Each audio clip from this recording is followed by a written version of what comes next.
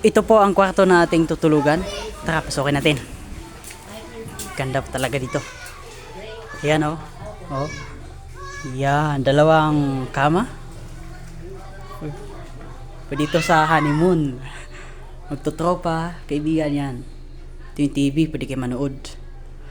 Tapos, ang kagandahan po dito, yung CR nila.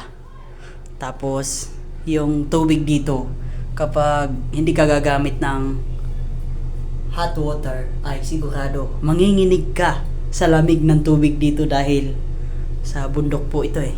Kaya, masarap po maligo. Hot at saka cold. Ayan. Tayo nakaligo na po. Tapos na natin maligo.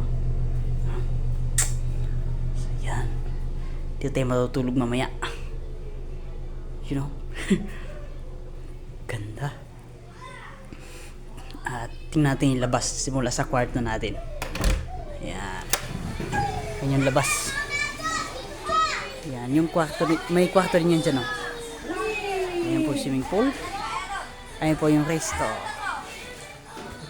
Diyan po muna.